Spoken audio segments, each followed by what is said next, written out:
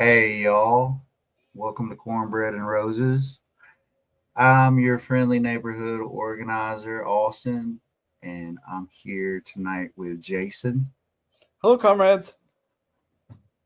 All right. And we are the most unprofessional podcast in the state of Alabama, and you will have many examples of that tonight. But as we get to things, we're going to start with some memes, wherever the heck they are. I'm trying to watch my language. And then we'll do little conspiracy theory, which y'all probably already know what I'm going to talk about, and this week in socialism, and then get to some news. This week we're doing a little new section, this week in socialist history, so we can have a little, perspective on things and how things have come along throughout the day. Throughout the days in the past. All right, where are we? We got the articles right here. Oh, and we'll finish up with events going on throughout the state. There's a lot happening in June, June 6th, June 14th, June 21st, and we'll talk about those. So let's see here. Where are you, memes? Where are you? There you are. There you are. Okay. So let's see. This one I got a little giggle out of. We got a little chicken foot right there, and there's a leaked photo of his bone spurs. As you can see right there, that little guy kept him out of going to Vietnam. Yeah. Let's see what else we got. Oh, not David Duke, but Devin Duke here found us this. We got Taco across the knuckles. Our Lord Imperior God got him a little tattoo. You seen that this week? Yeah, Trump always chickens out. Yeah. That was brought out by the investors on Reddit. I think the Wall Street bets types came up with that for him. That's And funny. he is not a fan, not a fan. And I heard who is it? Caroline Levitt. Her new nickname is Taco Bell, Belle. And speaking of Taco Bell, if Taco Bell doesn't come out with a chicken taco wrapped in a Cheeto dusted shell, they've missed a huge opportunity. We should demand that. We should. You know, where art meets marketing. They would never. We can ask though. Yep. Another little taco stand, Donnie's Taco Wagon, chicken 86, lemonade 47. Got up in, he's up there honking on the horn and pretending like he can drive. And the lemonade comes with extra ice. Yeah, I'll see what they did there. I do. I see what they did there. This is pretty well thought out. I love it. Putting down. Yeah. All right. You know, how many licks until I'm a billionaire, Mr. Owl? We got a little kid asking Mr. Owl as he's got a nice shiny boot in his hand. How many? I don't think you can lick the boot enough to be a billionaire. If you're asking me, I do remember. Let's see, what is it? 1, 2, 3. I always used to love saying that with the Yeah. owl. Back in the day. We're dating ourselves here. We are. But the owl is right, dude. I couldn't. I had to bite him real quick. Like, uh, we got a new merch drop. Uh, I, we should get these. I destroyed the lives of my friends and family for oligarchs. Yeah, from the MAGA crowd. Uh, it's a shame. All the lies that has penetrated their brains and got to that, what, 30%, 32% of American voters. Woo, only 32% of the folks voted for him, and now we're all getting to suck on some eggs. Well, if you can afford eggs, you know. uh, that Trump always chickens out. Trump always chickens out. uh, That is hilarious. And it's especially funny given that it's coming from the Wall Street crowd. mhm. I just spilt my LaCroix all over my face. I'm glad I got this red bandana here to protect me and my skin from the bubbles. We got this guy, Tony Michaels, over here. I want to take a moment to share an excerpt from the Declaration of Independence's grievances against King George III. Does this remind you of anyone? For cutting off our trade with all parts of the world, for imposing taxes on us without our consent, for depriving us, in many cases, of the benefits of trial by jury, for transporting us beyond seas to be tried for pretended offenses. Man, history does really repeat itself, or rhyme at least, right? We got a couple more before we move on to the next little section. This is some Alabama. This is some home cooking right here. We got Meemaw standing on the working poor, shouting "No Medicaid expansion," while we got Tommy Toomerville saying we don't need no Department of Education from Meemaw to Hee-Haw. And that caption contest winner was David Morris. Congratulations, David, on your succinct and lovely little portrayals of our elected officials. And we're going to finish strong here. Last one.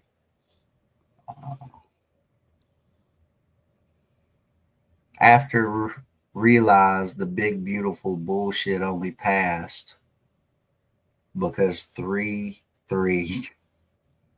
geriatric Democrats died in office this year. Pitchforks and torches, y'all. Yeah.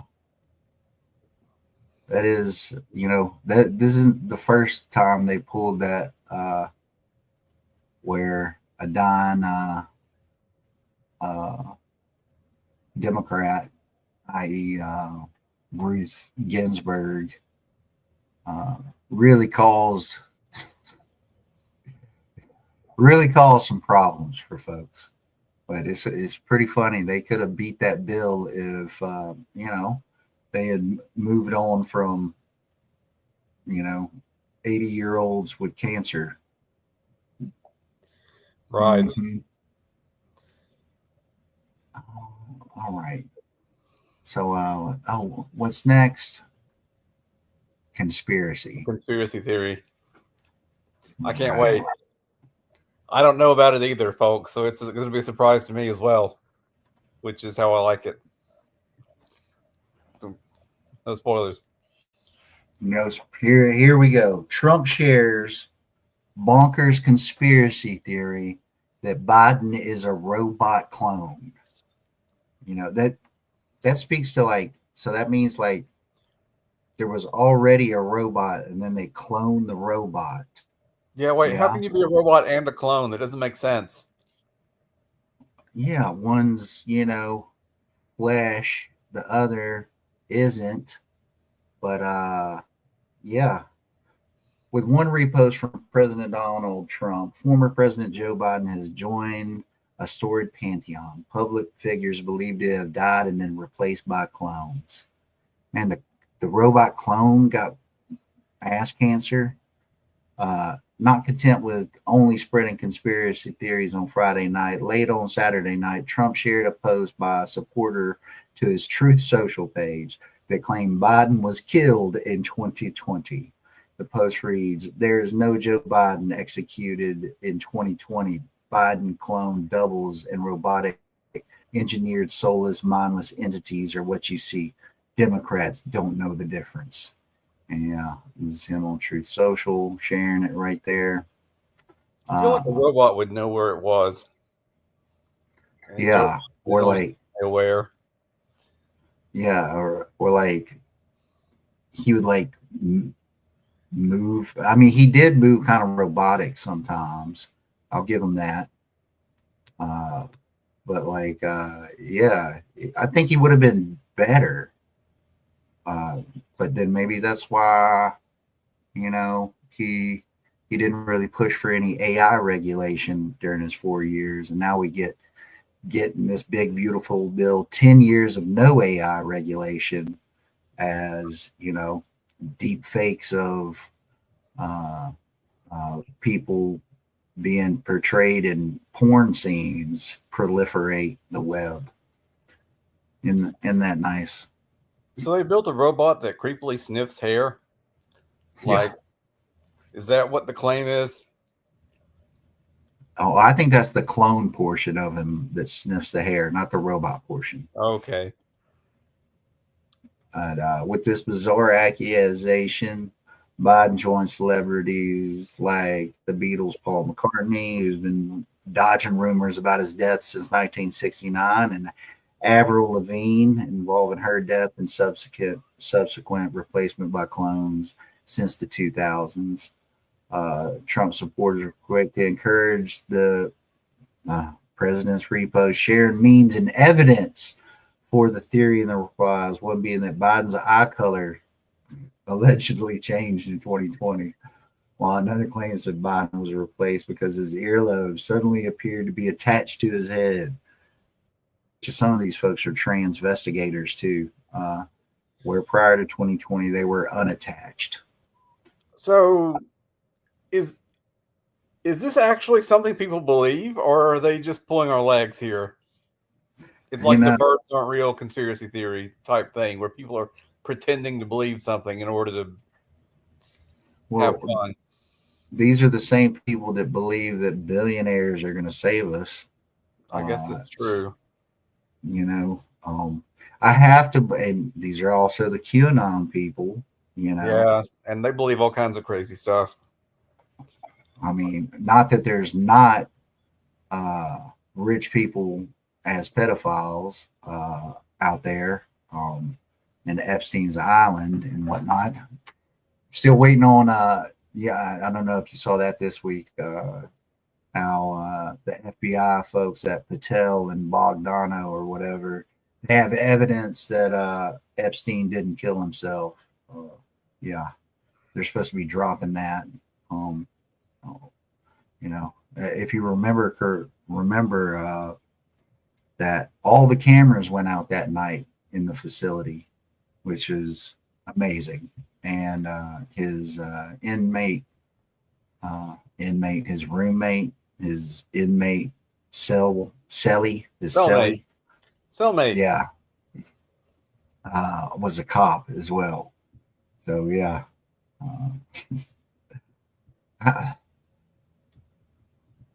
Oh, these folks. Wow. They just making it up as they go along. But let's see here a little bit more. Other commenters pointed to side-by-side photos of Biden from the 90s and 2020s, as well as different signatures, with some specifying that he'd been executed by a military tribunal. For what? It's been, yeah.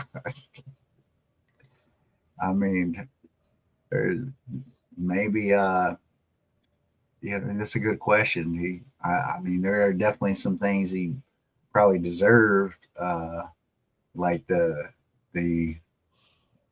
predator bill in the justice system that we got, being the architect of it nowadays. Oh yeah, he wrote the Patriot Act.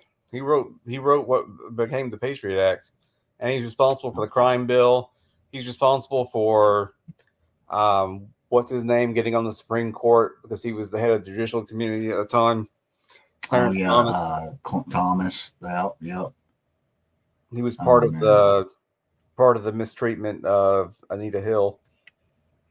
Yeah, he chastised her like hell in that hearing. Yeah, so it's been a conspiracy-filled weekend for Trump. The president also proposed a conspiracy theory on Friday that accused CBS of suppressing footage of his 2015 appearance on Late Night with Stephen Colbert, even though the footage is available on YouTube. Biden is still dealing with speculation about his fitness for office toward the end of his term, which he wasn't fit for office. Recently shared that he had been diagnosed with an aggressive form of prostate cancer. However, his robotic clone body will now expel it, like unwanted pregnancies can be expelled by victims of rape. Yeah. The news prompted many in the MAGAverse, including Trump, to call for Biden, the White House doctor, to be investigated by giving the former president a clean bill of health last July. So, yeah. So that's a conspiracy this week. I think we would have done better with a robot clone than what we ended up with. I think so, too. So, yeah. And with that, we're going to... Yeah. I think even a robot would have cared about Gaza. Yeah. Yeah. But instead, we get the status quo. So moving on a little bit, we're going to do this week in socialist history. There's an anniversary this past Sunday of the murder of George Floyd. That was on the 25th, and the uprising from that and the activation of a lot of people, myself included, to try to get out and be an activist and organize. And so we like to remember his loss, and what all his family went through, all for nothing. But if you don't know, now you know. So prayers with the Floyd family. But also on the 26th of May of 1854, we might be seeing some of this again. Boston abolitionists stormed courthouses to free emancipated fugitive slaves. That was in 1854. Nice. Took another, few more years before the war kicked off. But yeah, the abolitionists had been at it for quite a while. On the 27th, Rachel Carson, biologist, environmental activist, was born in 1907. On the 28th, freedmen resist re-enslavement by French colonial troops in the Battle of Montauban in Guadeloupe, and this is in 1802. On the 29th, Sojourner Truth delivers Ain't I a Woman speech in Akron, Ohio in 1851. And then we have Randall Bourne, leftist writer and disability rights activist, was born in 1886. See, the fight's been going on for all of it, folks, for a long time. And yesterday, the 31st, Mississippi Freedom Labor Union founded following Black farmhand strike in 1965. So, yeah. And you had a little piece of socialist history for us. I did. It's not quite directly tied to socialism, but it's kind of adjacent. So you may know that, you probably do know that June is Pride Month, and happy Pride to all our comrades. Oh, yeah, it is. Hey, I put that on the damn sign, didn't I? Happy Pride, folks. But June the 2nd is International Sex Workers Day. And the reason why June the 2nd was chosen is because it commemorates a strike in France in 1975. So 100 sex workers occupied a church in Lyon to protest harassment by the police, violence against sex workers, including 3 murders that had happened, and fines, and also to spring some of their comrades out of jail. So after there were 3 murders that went and that sort of went, uninvestigated and unsolved, they just sort of, said, okay, well, whatever. More than 100 sex workers occupied Saint-Nizier Church in Lyon.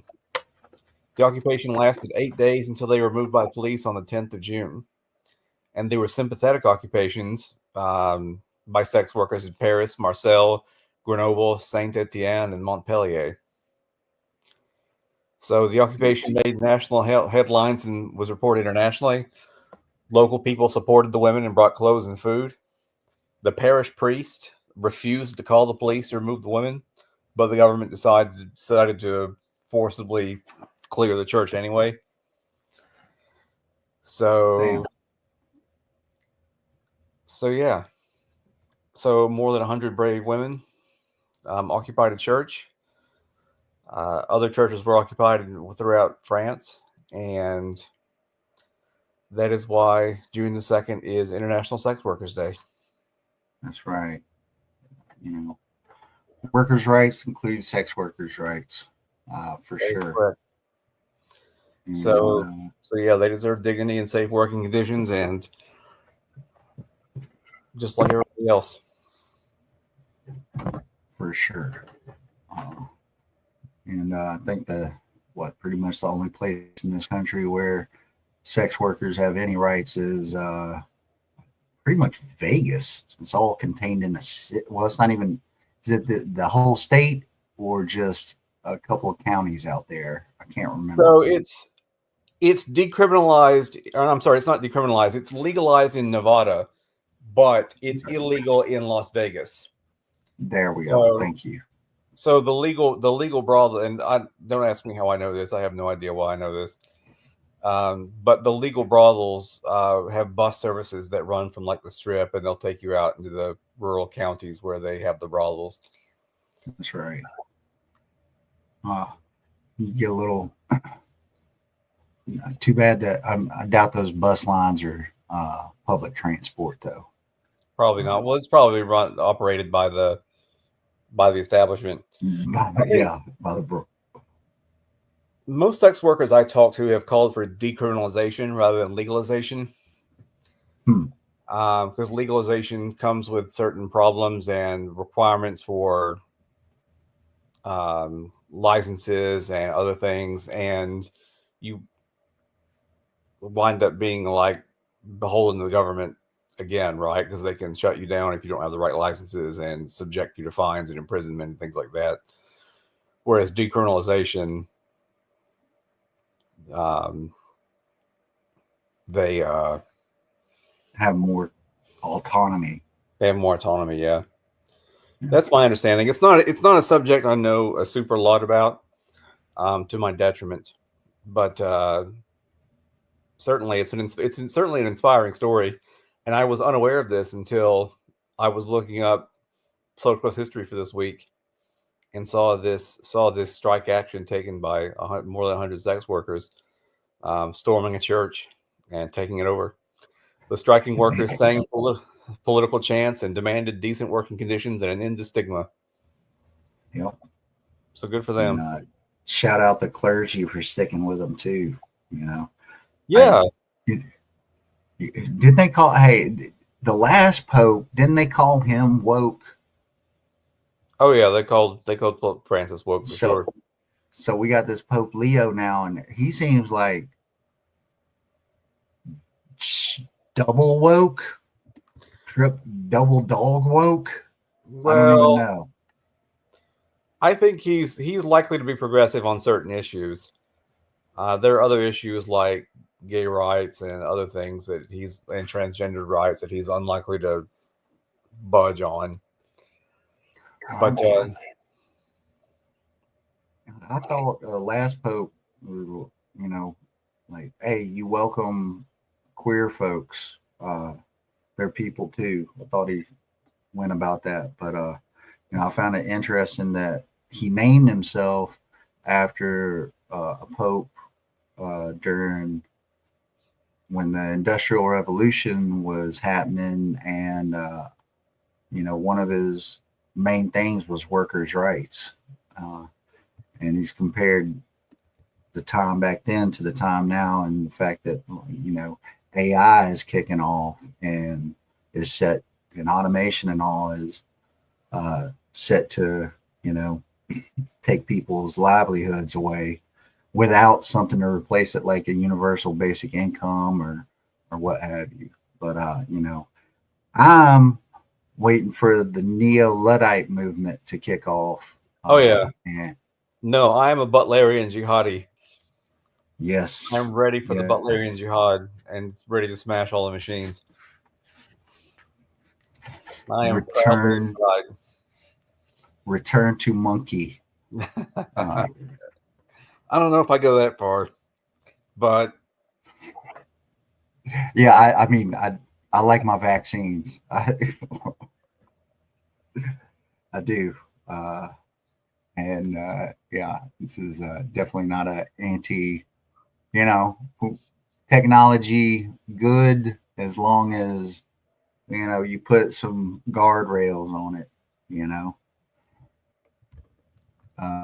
which as of right now, with this bill passing, AI has no guardrails in the United States. Europe has passed some regulation on AI, but good luck for us that they don't want to regulate nothing because the capitalists know best.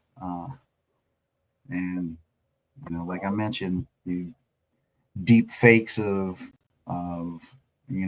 from your Facebook page of you going at it with whatever. Yeah, got all that to look forward to. People are already suffering from that. But yeah, we got some article. Go ahead. So the hashtag the Luddites did nothing wrong. Yeah. Taking names and breaking frames. There we go. Yeah, destroying all those sewing machines. The first computers technically were those sewing machines, which I thought that was a interesting thing when I learned about it.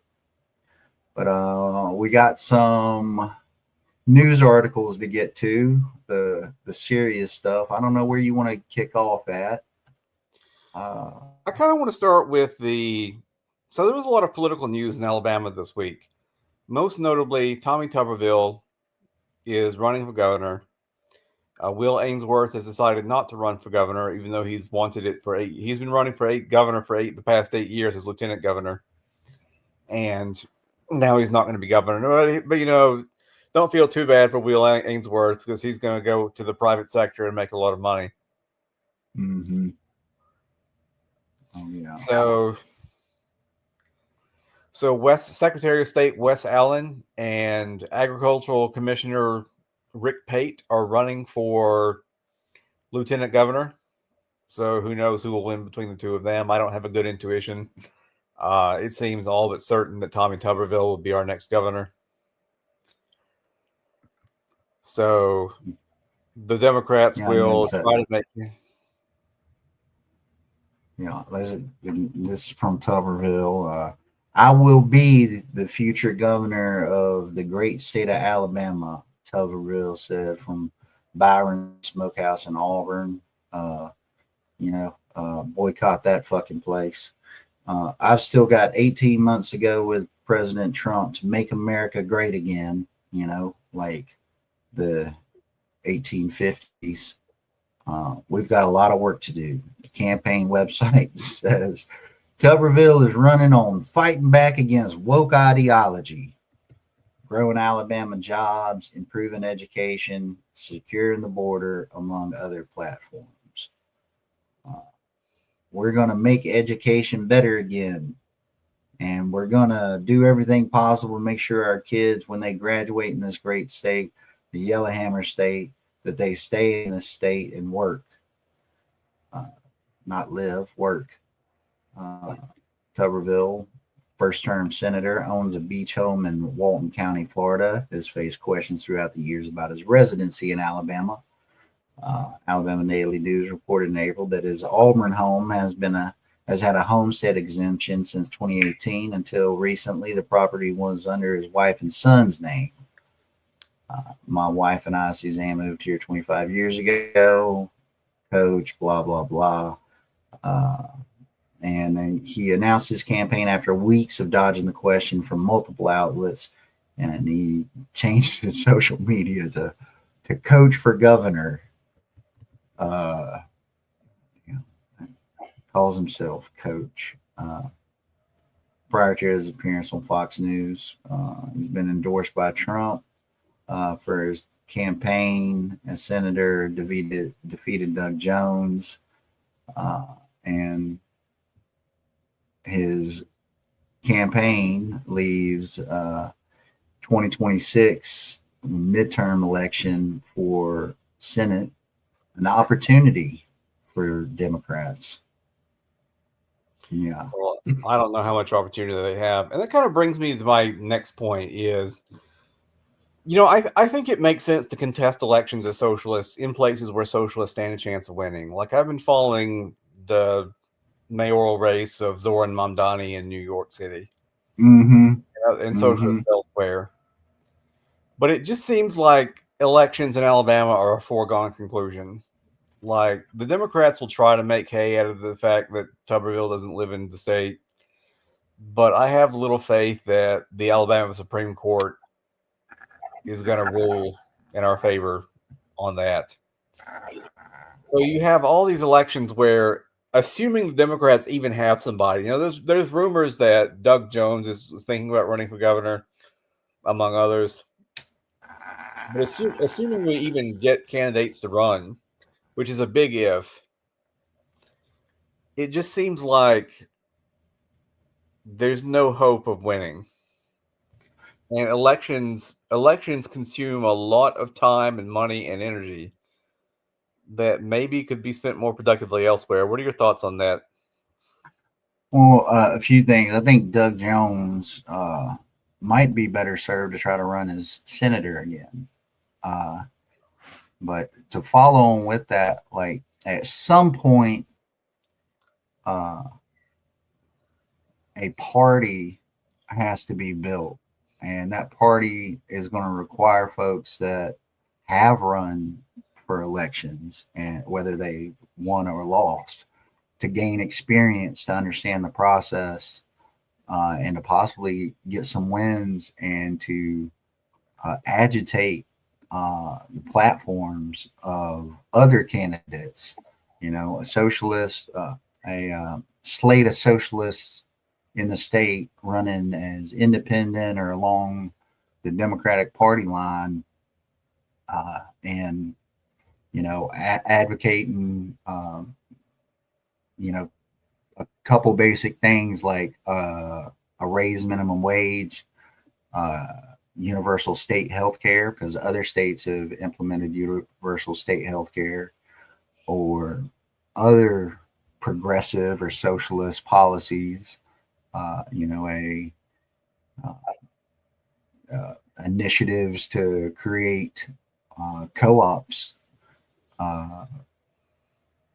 and other things along those lines. But I think it's imperative that a bench is built, starting to be built of folks that can navigate the electoral system, find their people out there, start, to understand that, we're not going to flip things in the next 2 years, but it serves as building a base where we can begin to expand things, introduce, get in the news with these policy ideas, meet people, canvas. And, there's been success at the state level in Georgia and in Kentucky where DSA's members, socialists, went out. They were very they picked they were very strategic in how they did it. They picked a blue district with a weak incumbent and ran on the Democratic Party line and voiced themselves full throated as socialists and picked up a seat in the state house in Georgia and picked up a seat in Kentucky. You don't get much more southern than those two places. And I think that wins can be found if we're strategic.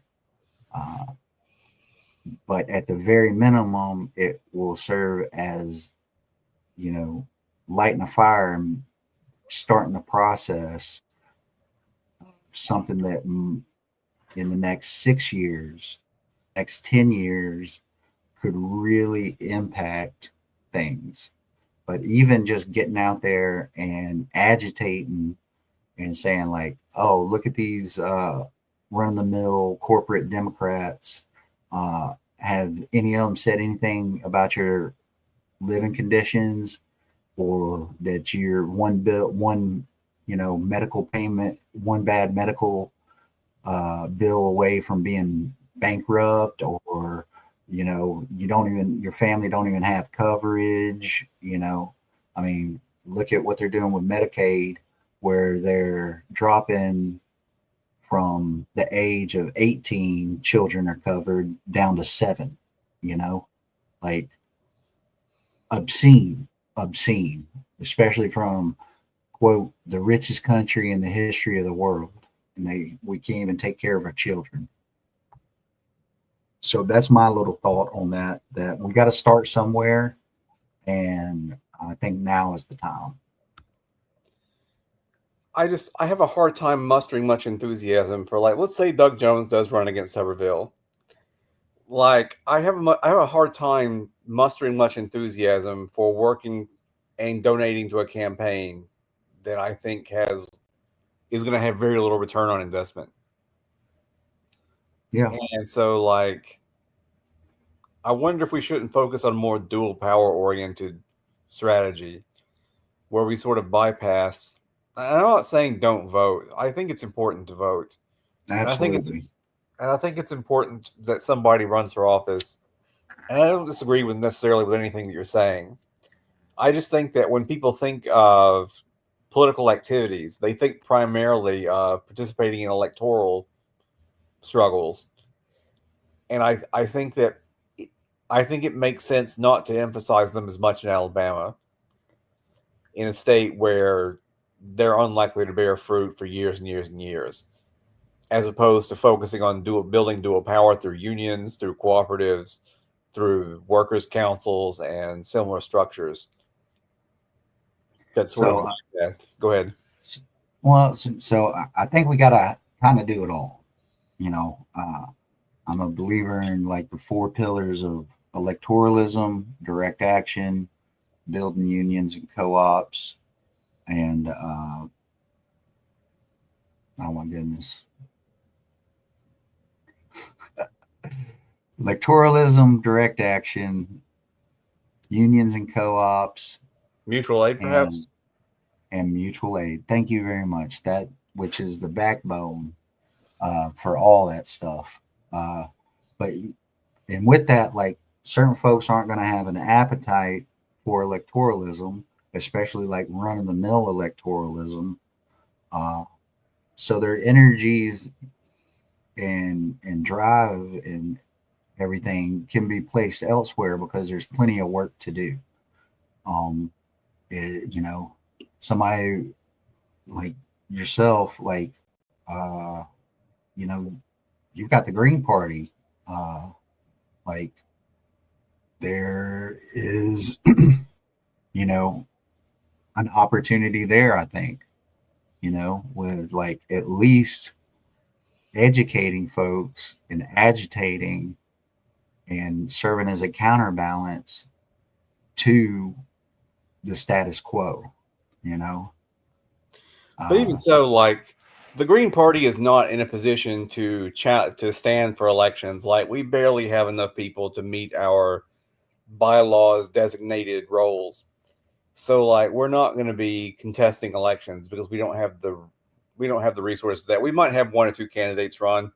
see that, and that's what I'm talking about. Is like, yeah, can you challenge every seat? No, but can you start somewhere with a candidate or two and like hyper focus on, you know, uh, like up here or wherever, like hyper focus on hell, even a city council seat, and get, build that bench and get that little win. Put your efforts in to something that is winnable. You know, So the direction I'm wanting to take the Green Party in locally is focused on doing political education work and building alternative structures. Like we're working on an initiative we called the Huntsville Assembly, where we build like a rival and a dual and contending city council, where people who are residents of Huntsville are our city councilors, and we can have participatory budgeting, where people get together and decide on a budget through voting or through consensus or through some other means. Where we draft resolutions and get them passed and send them to the real city council, quote unquote. right? So, and it was sort of inspired by our inability to get a pro-Palestinian resolution through the Huntsville City Council. So, like, okay, well, imagine if we created our own city council and then we could pass whatever we wanted, Yeah, and we yeah. build dual power. And see that's like an experiment in self governance that all for, because I think we do need to experiment and try things that haven't been done in this state. Because like let's let's try things. Let's be unafraid of you know doing things beyond what you know we've been taught or whatever, or the standard. Let's think to not beat a dead horse or you reuse a cliche, but think outside the box, right? But one of the key things that you hit on, in my opinion, is education. Like uh, myself included, I feel severely undereducated about uh, the way of things, and I don't think I'm alone in that. And you know, read this week that we've gone from 60% of folks living paycheck to paycheck to 70% In uh, Alabama, or it's nationwide? nationwide. And all those folks need education. And if they don't know what the alternatives are, or, some people ain't never heard of a union, you know, or the power that they have. Some people have not know what the hell a meeting agenda is, or alternatives to policing. Like, we have to educate the working class, because that is, Tuberville saying, oh, he wants folks to be educated. Bullshit. He wants folks to be educated. That's some bullshit. He doesn't want folks to be educated, not the way we should be educated. I mean, growing up, only thing, socialism bad, capitalism good is what's been taught. But socialism, hell, it just means your ass as a worker gets to own that factory you work in. You get to vote for who the leadership is. At the very least, you get to vote for who the leadership is. Like, if citizens get to vote for president, then workers should be able to vote for the CEO. Assuming you're still going to have CEOs and people like that, you may decide on that structure. You may decide on some other more directly democratic structure. And I want to create those kinds of experiments. I'm sympathetic to the view that maybe I personally am just not interested in doing electoral work. Right. And I want to do these other strategies instead. But I want some number of people to come with me and work on these alternative strategies as well, and to sort of deprioritize electoral work to some minor degree. But but it's important that somebody is doing the electoral work also. Yeah, definitely. Like I said, there's plenty of work to do. There's experimentation to be had out there, and we've got to attack on all fronts. Keep recruiting folks. Keep training. I'm a big believer that you can't train enough, read enough, learn enough, but taking the next step beyond theory into praxis, and yeah, I'm all for the people's shadow government. As well as unions and tenants unions and students unions and other alternative power structures. Like, at the end of the day, I don't just want to educate people, although I think that's important. I want to empower them. I want to put them in charge. Yeah, education is just the first step, and gives them the knowledge to be able to take action. And taking action is empowerment. Hell, learning how your phone works, right? And like all the data that's on it and how it's shared, that empowers you to be able to be like, oh shit, I need to turn off location services, as an example. But yeah. And to bring it back to the political primaries coming up in Alabama, I considered the strategy of voting on the Republican primary, since that person is probably going to be the winner, like to vote for a more moderate. But when I look at who's running, there is no more moderate choice. There's not going to be a more moderate choice than Tuberville in the gubernatorial race. There's going to be some other cranks. Yeah. And so I would encourage people, or I would discourage people from voting in the Republican primary. Like, there's not going to be a more moderate candidate for you to vote for. Yeah, I mean, the energy required to mass people enough to affect the primary in the first place is probably energy that could be directed into something with more effects, right? Be it not even like put that energy, like I said, into electoralism in a different manner, or mutual aid, building tenant, student, worker unions, co-ops, and direct action. So yeah. So what else? What else are we looking at over here? We had an appointment. Where is that? We had Twinkle Toes Kavanaugh She's leaving Public Service Commission for a Trump admin job as the president, or no, as the president of Alabama's Public Service Commission. She's stepping down to be the state director of rural development in Alabama. Now, good for her, I guess. Oh yeah. And she had which like more writing votes against her. Like she had like tens of thousands of writing votes against her in the last election because she's widely hated, even by more conservative leaning people. Yeah, and Kay Ivy's supposed to appoint somebody here soon, but Kavanaugh was a former chair of the Alabama Republican Party, first elected to the Public Service Commission in 2010.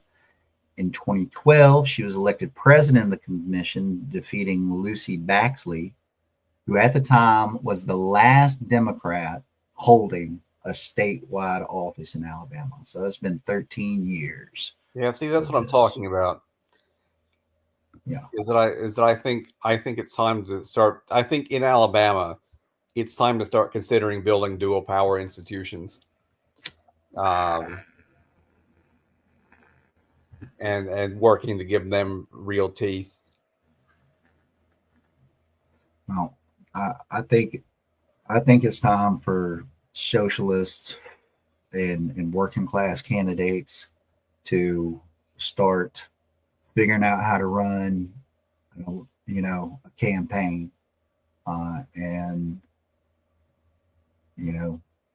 keep, because running those campaigns will educate people too, and running those campaigns, you'll talk to people out there, and that's a form of recruitment. And yeah, like the campaign season over, but those people still exist, and then their energies can be redirected into other things, but I understand the cynicism, and I don't think my position is cynical. I'm in general not in favor of cynicism because I don't think cynicism is realistic. I hate cynicism, and it's hard sometimes to not be a cynic with the way things are. But in all this stuff that we're doing, you have to foster joy and hope,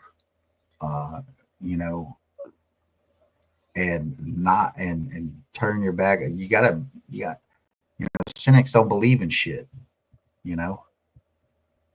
Right. Like I think there are places in America, and perhaps even particular races, even in states like Alabama, like you were saying, where socialist candidates can do more good. Like I said, I've been following Zoran Mamdani's race in New York City, and I still pay attention to San Francisco politics where I used to live. So, these are places where socialists can run as socialists and win. Now, I can't believe that Governor Cuomo is running for, I thought they ran his ass out of the state. Now he's running for the governor or the mayor in New York. But there's that dream movement, don't rank fucking Andrew or whatever. But yeah, I've been following the Madani thing up there.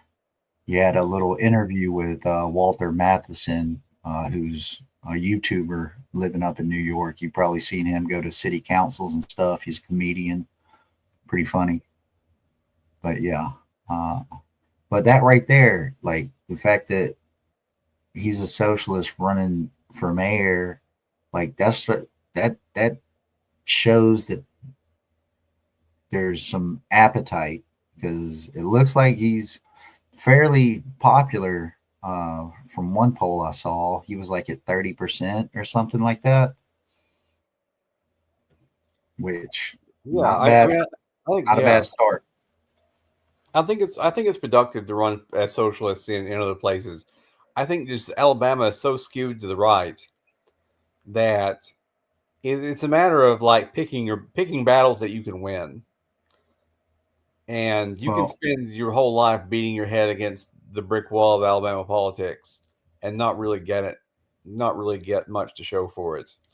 Even though I still think it's essential that somebody runs, and that, but yeah, you put the word socialism out there, and you say, here's what socialist policies would look like. I think there's value in that.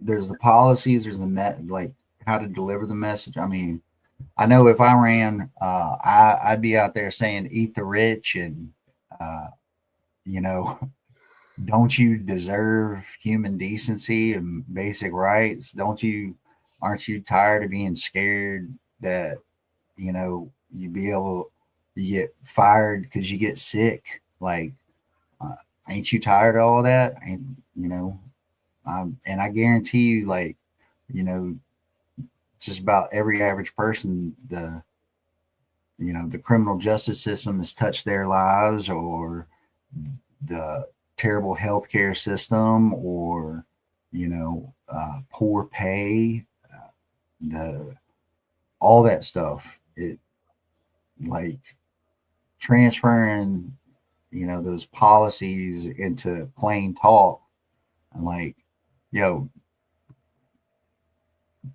bottom line, do you think rich people who have designed and run the system give a shit about you? How about you give a shit about yourself?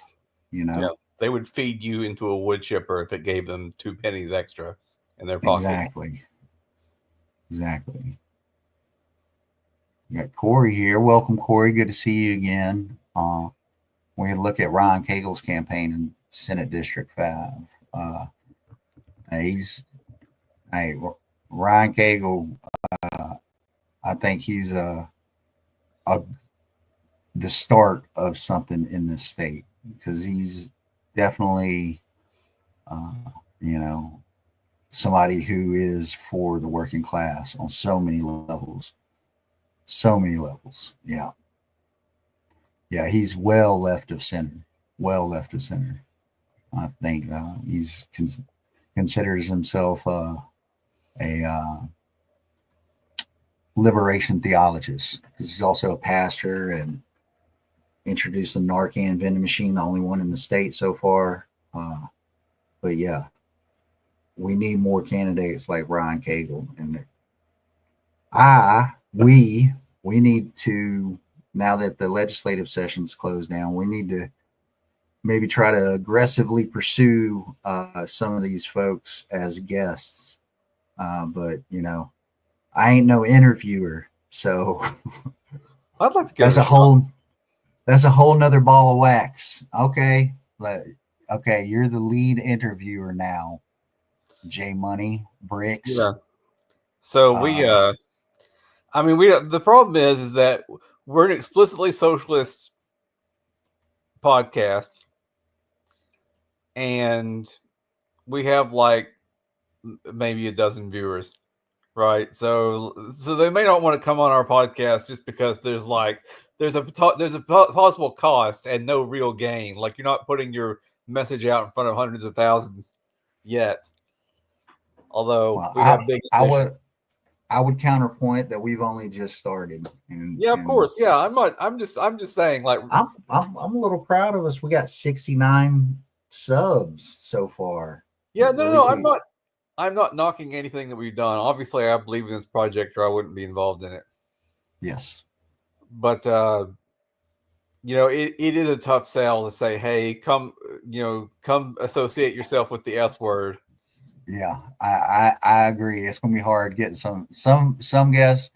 We've got a few already lined up, and we've had a few activists and organizers, and we should hopefully next week we'll have a guest talking about the People's Movement Assembly, which is there'll be an event June 21st. I don't have a flyer for it, but there should be an event from, I think, 10 to 3, 10 to 5. which is also, I think, the Green Party meeting date and our chapter meeting date. So we'll see how that goes. We might Yeah. need to move some of that stuff around. But yeah. So what else we got? We got another as Tuberville leaves. We've got this fella here, Steve Marshall.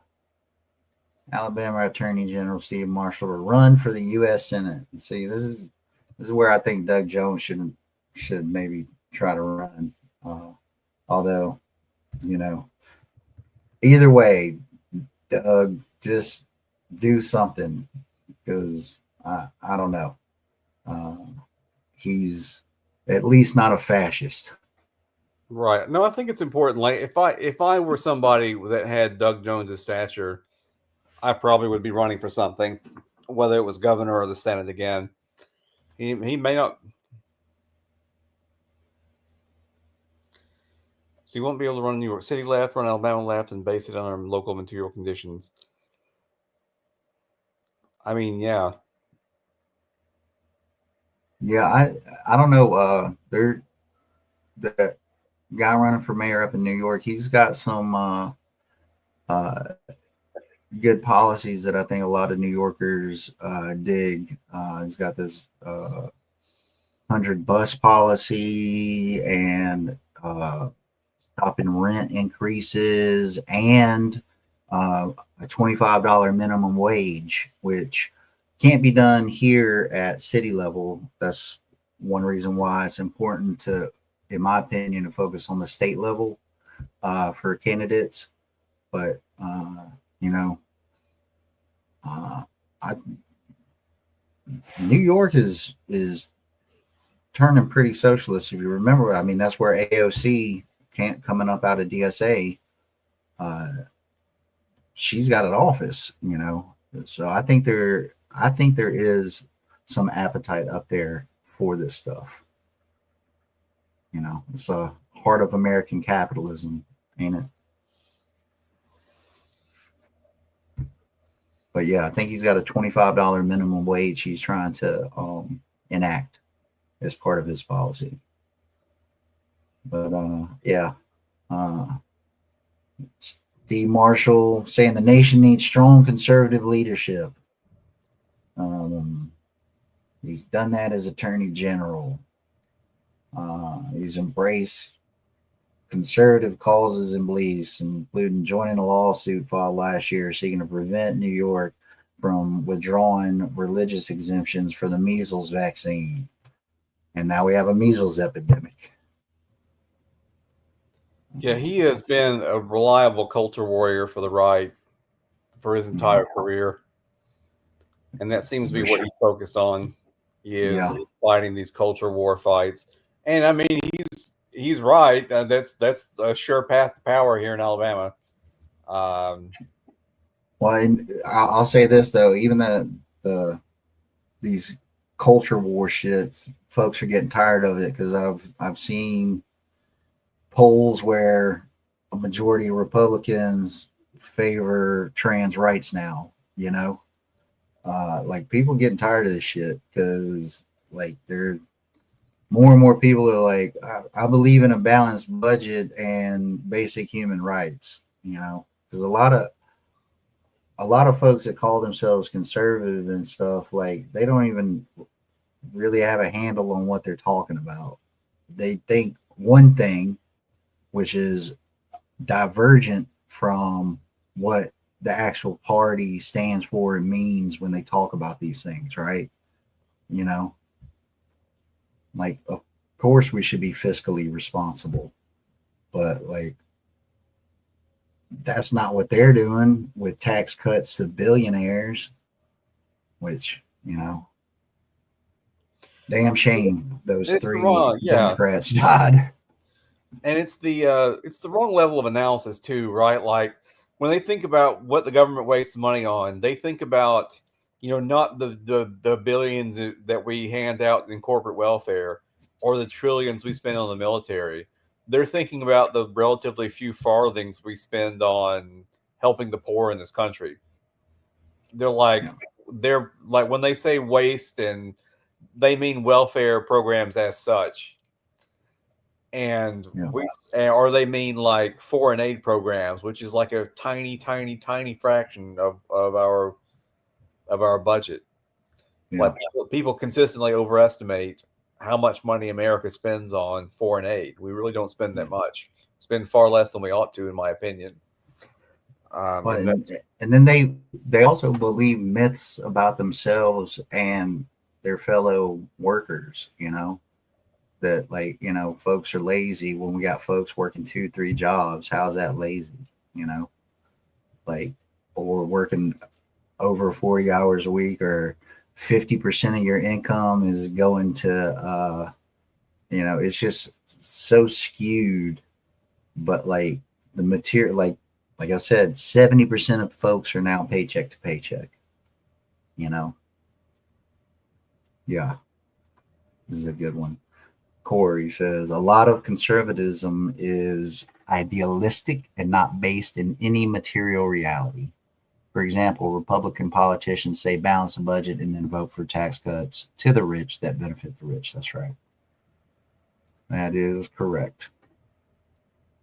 So we got is that all in the electoralism stuff we got going on? We had I think Twinkle Toes and Marshall, and we're running out of time. That is also true. So, I mean, we don't have to keep beating the dead horse. I just wanted to bring up, like, strategically, is this the correct thing to focus on given the material realities of Alabama politics?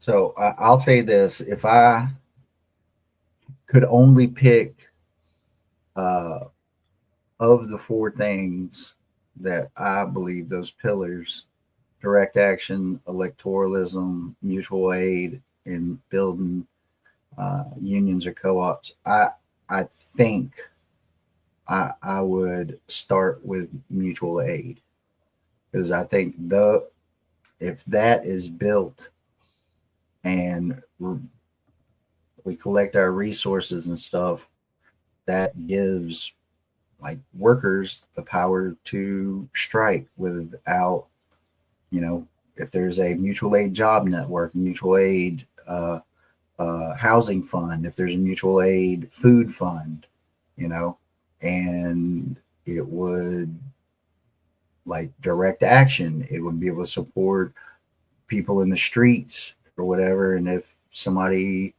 gets arrested, they would be able to have a bail fund. Or if, electorally, then you'd have volunteers as available, or you would have monies available to fund that campaign. So if I could pick one to start with, I would pick mutual aid. But that's me. But I think that we have enough people, and there's enough people out there to do all of them.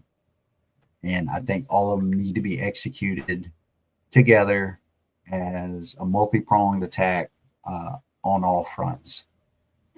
But yeah. Oh, hello, Joy. We were just talking about you in the Sex Clark 5 before the show. Welcome. Our the chair of the State Green Party, folks. And we need to be having you on our show soon. Well, she's also going to say that we need to get our podcast onto some other platform besides YouTube. Yeah. I have that on my list. It's on that checklist. And as a matter of fact, I'm going to take my pen right now before we transition to the rest of the articles, as we got about 20 minutes left, to get podcast on podcast platforms. That's probably where the best place for it, on platforms. There we go. I told her that if I hassled you about that, you would turn around and hassle me about the DSA website. Okay, and I'll put that as a follow-up. Hassle Jason. Jason website. There we go. Look at me. This is summer, folks, and I plan to be a much more responsible and organized organizer this summer, and build some new habits. And got through the school year uh, by the skin of our teeth. Got kids got some awards and all that good stuff, and we're very proud of them. Now it's my turn to get some put some extra oomph on things. Oh, oh. Looks like you need to work on that calendar too. Yeah, I know. I'm bad about updating the calendar. Hey, DSA chapter calendar is a mess. We need to fix that too. Hopefully, these new folks we got in is on the steering committee. Support them and help them, and we'll bridge that gap. But yeah, what was next on the agenda for this evening? So there's been some reporting about Alabama's prisons that I kind of wanted to touch on. So, I mean, we already know that Alabama's prisons are overcrowded. They're operating at nearly 200% capacity. Alabama is sixth in the nation for per capita incarceration rates. So, among developed nations, only El Salvador has a higher incarceration rate. What is that? What is something's making a racket? Oh. So, and more than a third of Alabama's prisoners wind up right back in prison within 3 years. And they aren't making us safer, given that Alabama's crime rates are in the bottom half of the nation and well above the national average. So we're spending a lot of money to incarcerate people. We're not doing a great job rehabilitating them. It's not making us safer. And our prisons are unconscionably dangerous for the incarcerated. So the violent crime rate in Alabama prison is like many times higher than Alabama's. So like I've got some numbers from 2019. Let me see if I can't find them. We had a couple questions as you find those. Corey asked, what could be big in Huntsville that could be run as a co-op? And Joy asking, how about starting a tool library? I've heard that out there with a fellow organizer about starting a tool library. Yeah, green technology, like making processes that already exist green, and building like a facility that built green, developed green electric trains, right? Or solar panels or green ships, that type stuff. I don't know where the hell we'd put it right now. Right now, up in the sky as a dream. But you found those numbers? I did. So in 2019, 73.5%, or I'm sorry, 73.5 out of 100,000 people. That was the homicide rate in Alabama prisons, compared to 7.8 out of 100,000 people. So Jesus. Like nearly a 10 times increase. Yeah, 10 times increase. So Alabama prisons are notoriously dangerous. And Alabama Reflector has published 4 articles in a series called Blood Money. And that is on alabamareflector.com, written by a journalist named Beth Shelburne. Yeah. So I will spare the details of, like, there are lots of horrible stories in here about prisoners getting beaten and assaulted in various ways that I really kind of don't want to go into. But you can read the articles and read the stories. But I mean, just hitting the highlights. Since 2020, Alabama has paid settlements in at least 124 lawsuits filed against correctional officers. So there is a general liability trust fund that the state maintains that is used for paying legal expenses associated with defending Department of Corrections officers accused of excessive force. So we have spent since 2020, the ADOC's use of that trust fund was over 17 million, by far the most out of any state agency. It's 30 a year. That's what, 3 a month, something like that. Right. So ADOC has spent in general over 57 million on legal expenses since 2020. And used to, the ADOC, so ADOC has its own legal staff. And used to, they would represent ADOC employees in legal matters. But in 2023, Steve Marshall, who's running for Senate and is currently the Attorney General, stripped ADOC's legal staff of its ability to represent ADOC employees. So now, when an officer gets sued, they're either represented by attorneys from the Attorney General's office, or more likely, by private lawyers hired by the AG's office through contracts that do not require a formal competitive bidding process. So a handful of connected law firms are receiving millions of dollars from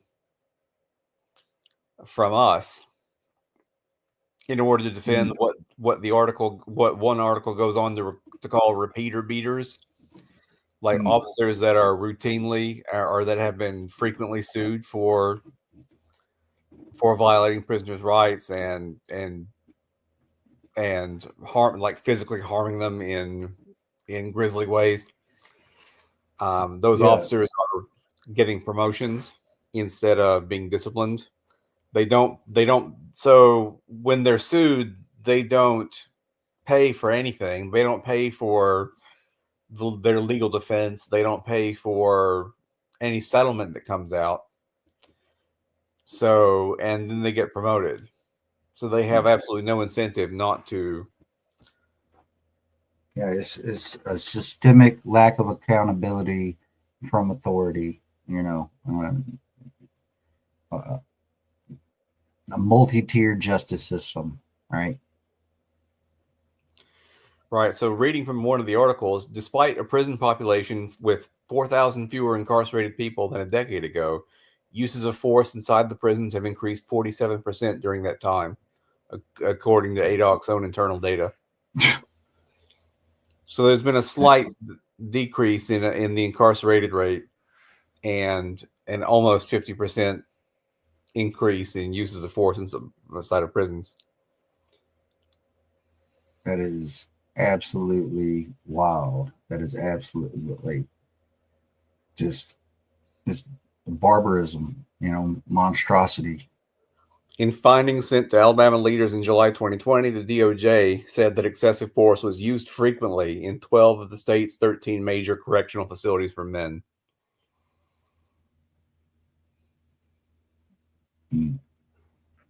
So officers who are quote unquote repeater beaters are not facing any sort of accountability.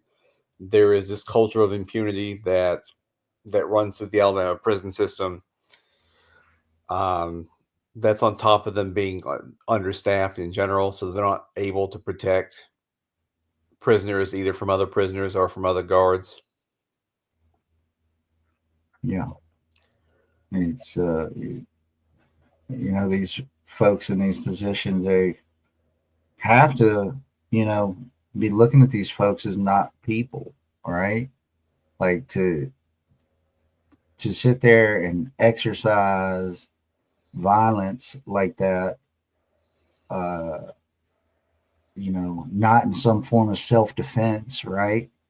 You are basically looking at this person saying that this isn't a person, and we use, like, that's how the language is couched around, quote, criminality and stuff. Like, they're not folks in prison, they're criminals, right? And it starts with our language and how our language then programs us on who's a person and who's not, you know? Right. It just seems like cruelty for its own sake. It's cruelty for the sake of cruelty against a marginalized people. And like I don't want to go into details, but like there are stories of broken bones, of collapsed lungs, of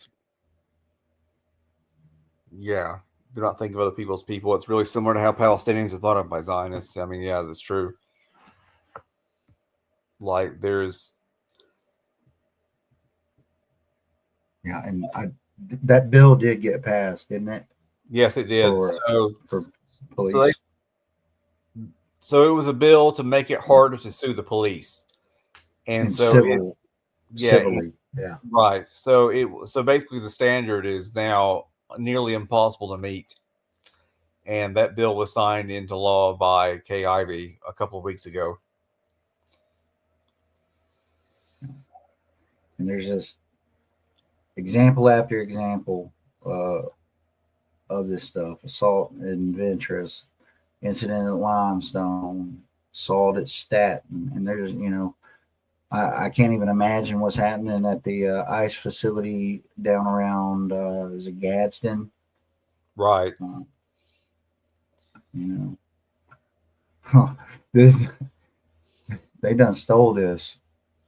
Most CERT team, that's correctional emergency response team. This is like these are jackboots. Right. Yeah. And they're paying paltry amounts. Like of the amount that's coming out of the liability trust fund, only 4 million of it was paid in settlements since 2020, and the rest of it went to lawyers' fees. Like, so they're saying, like in this one example at the top of the page, at least one man was taken to a hospital with serious injuries. The settlements totaled $13,500. Well, if you've gone to a hospital with serious injuries, it's hard to see how $13,500 divided between several people could be sufficient to handle that. Yeah, that's not commensurate with the issue. That's right. 2 years later, another incident absurd at home and excessive force followed by a man who uses a wheelchair. Got hit in the head with a baton. They kicked and stomped on me so viciously until I defecated on myself.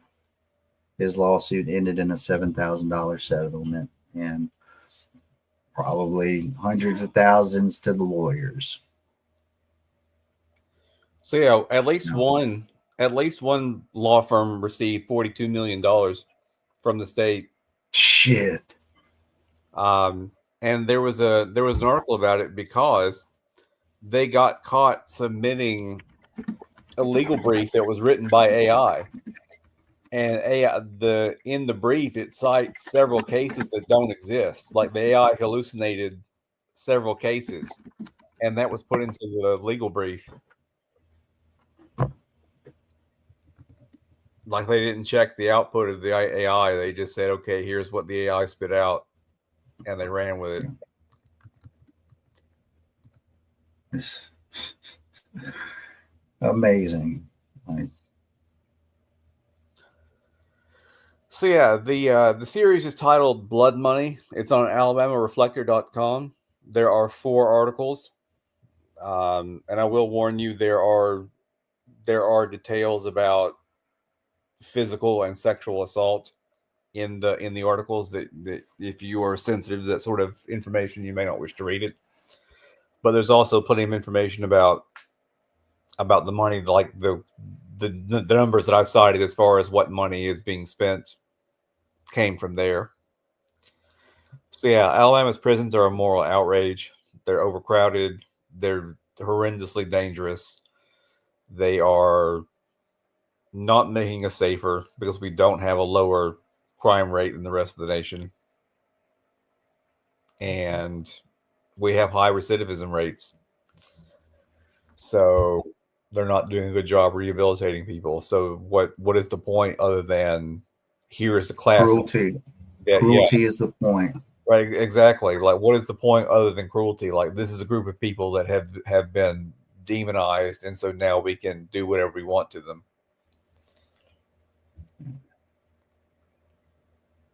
And there are all kinds of horrible stories about prison guards. I mean, getting away with murder, literally getting away with murder. You know. So I would encourage you to read those articles if you are able to. And Corey's asking, is anyone doing people tracking as far as seeing who is going in constantly and why? I do know that the Huntsville Bail Fund is working on this, at least up here. And, you know, a couple big statistics, there's about 2.3 million people incarcerated in the United States, and 70% of them are merely awaiting trial. So that has a lot to do with the bail system and, you know, folks being denied bail and folks that just can't afford bail. So, you know, you got to think about that. 70% of folks uh, in prison are awaiting due process. And little statistics that the bail fund uh, enlightened me on is that over 50% of the folks that are incarcerated in the Huntsville jail system are unhoused folks.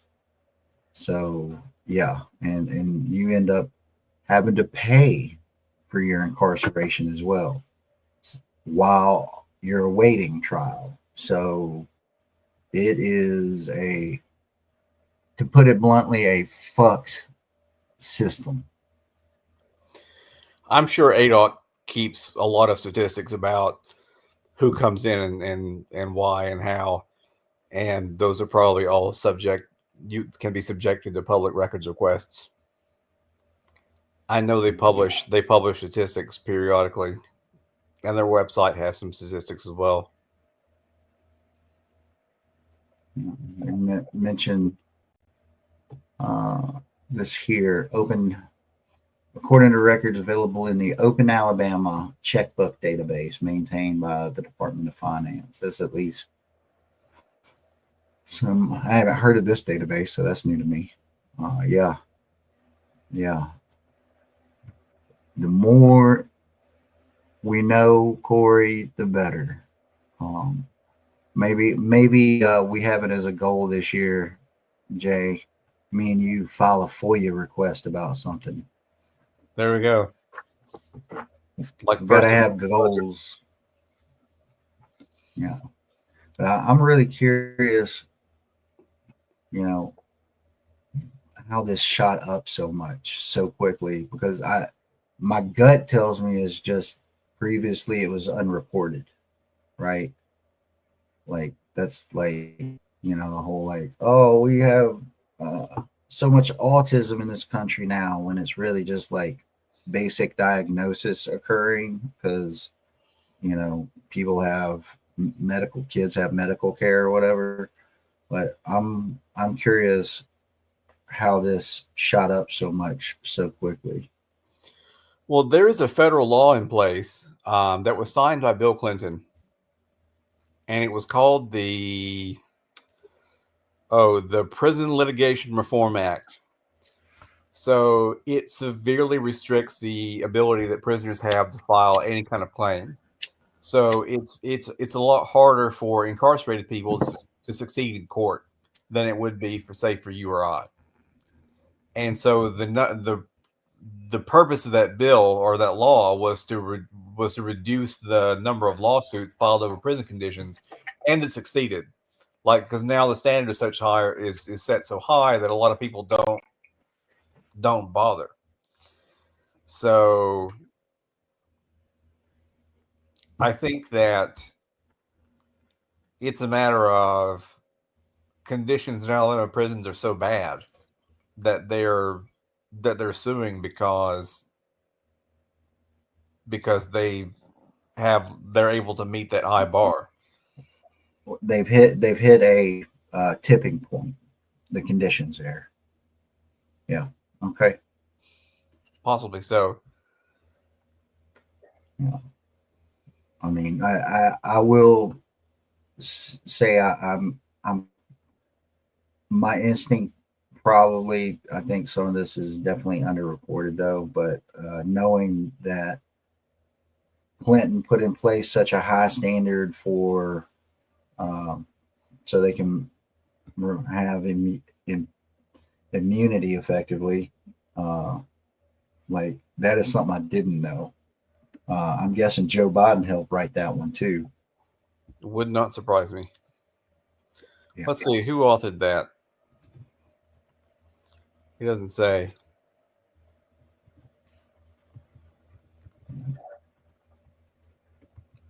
You know, along with though, before we wrap up here, got anything else? I was going to try to get to some events that are happening before we wrap up.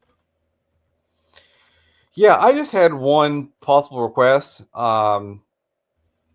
So it's Pride Month, and I know Rocket City Pride, I think they do most of their big events in October instead of June, but they're still going to have some events in June. And I would like to encourage people to think twice before going to Rocket City Pride events. There was a big dust up last year where they invited the log cabin, or they didn't invite, the log cabin Republicans applied for a table to be a vendor at Rocket City Pride last year, and were granted that. And if you don't know, log cabin Republicans are an anti-trans organization. The local crew was instrumental in running Molly Bowman out of the state, the trans woman who was working at the Space and Rocket Center, among other problems. And the response, obviously, from the trans community has been critical of the way Rocket City Pride allowed this anti-trans hate group to have a table at Rocket City Pride. And RCP's response to criticism has been abysmally bad. And it just seems to me like they don't take trans rights or trans people very seriously. And so there are a couple of alternative organizations. One is called Rainbow Trouble. Another, there is, if you go to... Yeah, I swear I had a daggum flyer for this month. That Rainbow Trouble folks were putting together an event, but I am having trouble finding it. So they've got a Pride event this month, I think focused on trans issues. There's also communitypridealliance.org, which is putting on a equality march and a Pride Fest and an after party at Maggie Myers. So they're doing their thing on June the 29th in downtown Huntsville. They'll have a march. They'll have a what's the name of that again? communitypridealliance.org.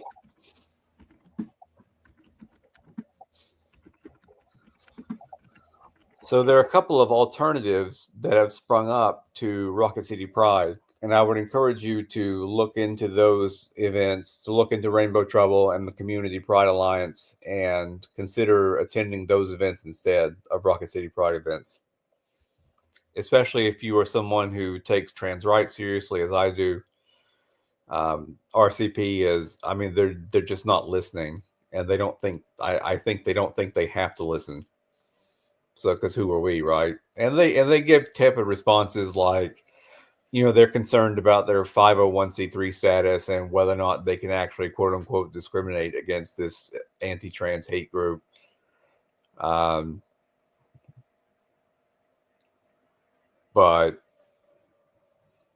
yeah, they had RCP had a public meeting a few days ago, and I wasn't able to attend, but people I trust have said that they didn't feel like they were being listened to. They didn't feel like they were being taken seriously. So I would encourage people to look into alternatives to Rocket City Pride events. And it looks like they kicked off, they had an event today, the Community Pride Alliance folks. And yeah, you mentioned the June 29th, there's an event. There's going to be several more events. And so my apologies for, I thought I had it up, but I guess it didn't. Like like I said at the beginning, folks, the most unprofessional podcast in the United States and possibly the universe. Someday. Oh yeah. Yeah, Joy. So you should another podcast you should check out, especially if you live in the Huntsville area, is Huntsville Progressive, and you can just look up Huntsville Progressive and find it, or HSD Progressive, and that is hosted by our friend Joy. And Joy had members of Rainbow Trouble come on to her podcast when this thing first happened. It was a really good episode, and I encourage you to listen to Huntsville Progressive Podcast. So yeah, she is much more professional than we are, and I think the quality of her episodes is a little bit better than ours. We'll get there. That's right. So before we sign off here, I'm gonna try to. I don't have everything for everything, but I do want to share a few things before we go. We got some big dates coming up, but to start it off, we got some marshals training. You can go to Mobilize Us, No Kings. They got training on June 11th. This is put on by 5051. And I encourage, like I said, you can't train enough. They're also doing a safety and de-escalation training this Wednesday, 8 to 9. And this is for a big event, the No Kings mass protest across the nation. And we've got mobiles from 12 to 1:30 at Mobile Government Plaza. We got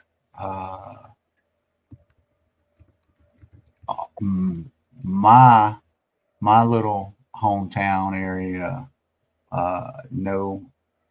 Anniston, Jacksonville, at the Jacksonville Square, June 14th, 11 to 2. I think,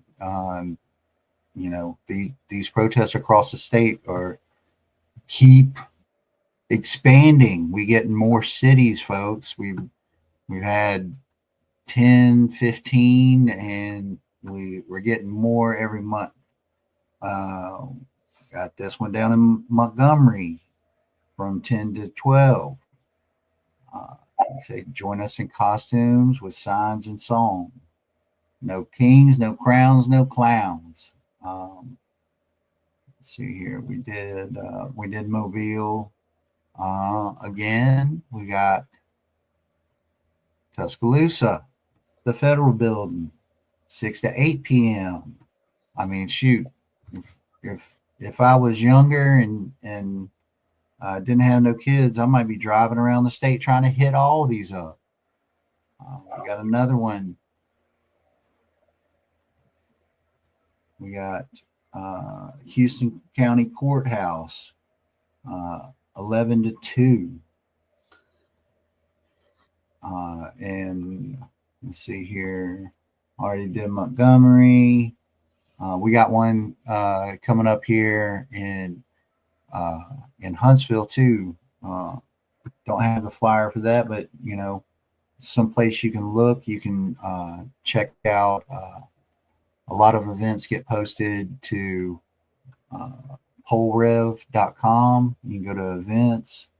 As you can see, we got quite a few in Alabama posted up on there. That's a resource. We have also June 6th. We got, see, we do, oh no, the blur. I'll just read it for you. Voices of Valor, honoring all who served June 6th from 5 to 7 at the Straight to Ale Brewing at Campus 805.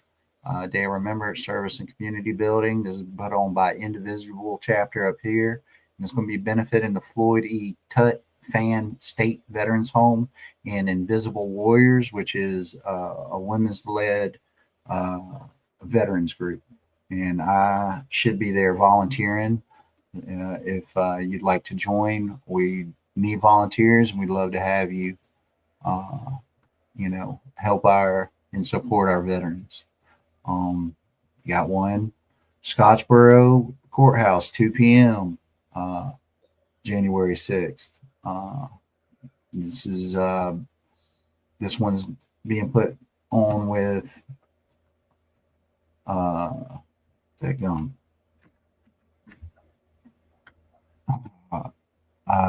5051 folks. You'll see a lot of 5051 and DSA and Indivisible, and we're really, building a coalition of folks. And these folks are starting to understand that it's beyond these 4 years. I was at a May Day event yesterday and gave a speech. I was honored to do so. And, the Indivisible folks understand up here that, they think, they understand now that it's beyond just Trump, and Trump is a symptom, and that the fight is long term, and it's not just this administration. And the message is getting disseminated and penetrating activists out there. So I think a lot of folks are strapping up for the long term because they know things ain't just going to be all of a sudden better just because Trump's gone. Yeah. Another event for June 6th, 5 to 7, Houston County Courthouse. This is again put on by 5051 for veterans. And then we've got June 14th as well. Training, if you can't make it out to an event, hey, you can do some training, or maybe that evening. June Know Your Rights training, Tuesday, June 10th at 7 p.m. And you can go to, this is put on by the ACLU, knowledge is power, folks. And of course, we've got, where is it? There's also the political study group. I do not have the flyer, but that's ongoing. We did an article this week from a book from the 1940s. We looked at a chapter and about imperialism, and it turns towards the inside. It turns towards and turns into fascism in the country where it originates from, because eventually these capitalists get tired of exploiting all the people in other countries, and they got to come finish the exploitation. That's just the logical conclusion that it comes to. So eat the rich on that. And yeah, that's about all. So we got June 6th, we got June 14th. There's training available. And also there's going to be a People's Movement Assembly event up here in Huntsville. I think it's from 10 to 3, 10 to 5. And we should be able to get more word out that on that next week. But yeah. And before we go, I didn't want to present one other little thing. Let's see if the video works this time. All right. We got some from Channel 5 on YouTube. Let's see here. You're a fucking shit. The Damn fuck it. out of here, call me motherfucker. What? Okay, so the homeless do not. Here we go. Oh, goodness. Come on. It's not going to work. Every time. Well, these little trumpets, you know, camel toe cheated and I smoked crack with Hunter, both in their MAGA gear. They talk about homeless folks and how they, you know, need help. They come to the conclusion that they don't need to go to prison or go to mental hospitals or anything like that, and that they need help and they need housing. Which, so you think they're all to be tossed to the side? We might be, you know, selling ourselves a little short on our misinformed working class brothers and sisters out there. So remember, you need to have some grace with them. Don't those coming around and realizing that the rich folks hate them too and want us all to be slaves. You know, have some grace with them and you know, nudge them along towards you know, a better world. I find that incredibly difficult to do. Hey, remember, if it ain't on you, it don't have to be you to do it. If you can't do it, then you just pass them on to somebody who can. Be like, yo, dog, there's this motherfucker over here. They're like, they kind of dig Trump for a while. Like, can you talk to him? Because that shit I'm still pissed about it, to be honest. Right. But like, I still feel find the person. Yeah, find the person who can do the talking, and you know, don't take the moral high ground. Don't act better. You know, just ask them questions, and you know, do your best to having a loving heart. Now, that is not to say there ain't them irredeemables out there, but that's not who we're talking about. We're talking about folks that are like turning their back on things. You know what I'm saying? So yeah. I think that's about it. I guess so. Bricks.